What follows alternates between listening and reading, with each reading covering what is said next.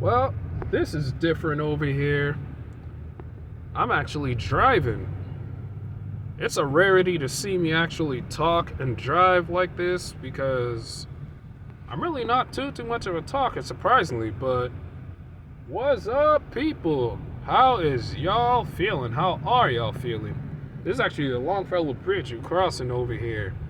That's what we crossing. And I'm in a Genesis GW80 or GV80. I forget the name of the vehicle, but I definitely gotta look it up just to be exact. This video is probably gonna be a short one. This is something I've been thinking about lately, right? And I already know I'm gonna catch a lot of heat for what I'm gonna say. Or if not, then definitely a good amount of people probably won't agree with me, but I'm just gonna say how I feel. Would I encourage anyone to become a pastor of a church and be employed by an organization?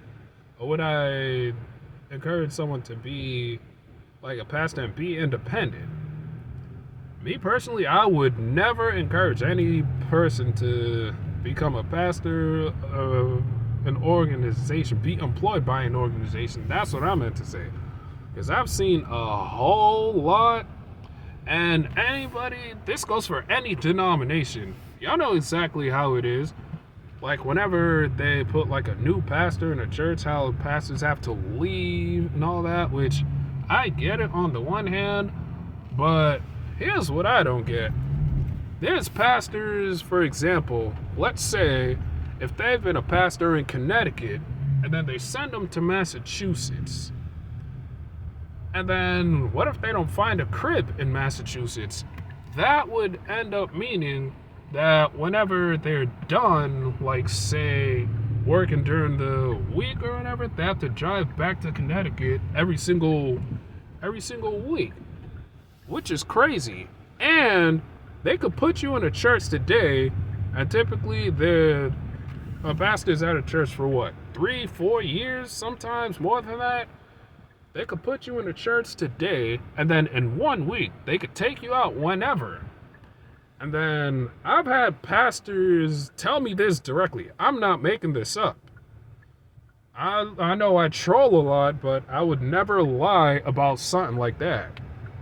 They told me they could theoretically take them out of that church and put them someplace else in a week. Now, imagine if, like the example from Connecticut to Massachusetts, or you say from Connecticut to, say, Pennsylvania, and you move all your stuff, and after a week, they tell you your time's up, you got to go to another church. How's that really helping anyone? How's that really a good thing? Now look, the word has to be preached all over. Nobody ever said preaching the word was easy, and I'm not saying that it will be. There will be challenges. But if you do that, but if you gotta do all of that and move all around and stuff like that, that's gonna be hard for some folks.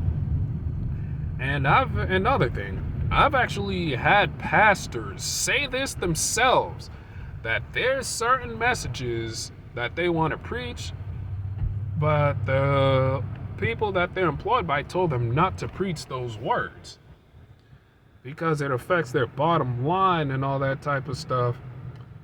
So then in that case, I ask this, who are you really defending? Are you defending the Lord, or are you defending man? I'm pretty sure I'm here to serve the Lord, not to serve no man.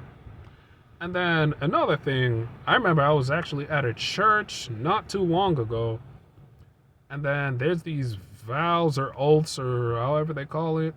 They had a pastor that they were going to put in the church actually say an oath, and then they had the congregation stand up and say, I'm confused. Did I go to court or did I go to church? I feel like they really put too much emphasis on like money and stuff nowadays too. And there's actually another story where I heard, actually, y'all can find this online, where they talk about Ellen G. White, which a lot of people know exactly who that is, or at least they've heard of her. Someone said that they put her word above the Bible's word, which a lot of people seem to do that. Now, could it help you understand a lot of things, her writings? Yeah, sure. But there's no substitute for the Bible. And then they fired that pastor because of that. So you mean to tell me because of a disagreement, you ended up firing the person, making them lose their job? Disagreement doesn't have to always agree to conflict. And then when you look at it, which is crazy, just thinking about things like this, when you see stuff like that, and then you got people restricting the messages that you're supposed to preach. So it's like, is it really worth it becoming a pastor? For me, no. At least if you're gonna do it, then be like independent. Like, don't be employed by no organization or whichever, because there's a whole lot of crooked folks there. And y'all ever notice that whenever y'all ask for finance help and they need money, they're nowhere to be found. And they be auditing churches too. So what? Y'all auditing churches now? So what? Did I pay taxes? Or is it the organization, the conferences, they're by the IRS now? What is this? I just find it crazy how if you don't agree with one thing, they'll just practically take you out of your position. All this headache, is it really worth it? Is it really worth it? Like, seriously. Think about that. I'd say if they're gonna do that, then then whoever's gonna study theology or whichever, have something else with it. Oh, and just because you study theology, that does not make you a pastor. Y'all gotta get that out y'all minds. A lot of people that's teaching these things, you don't know what they're just teaching a curriculum oftentimes. Are they really teaching stuff to help folks, or do they just want to make money?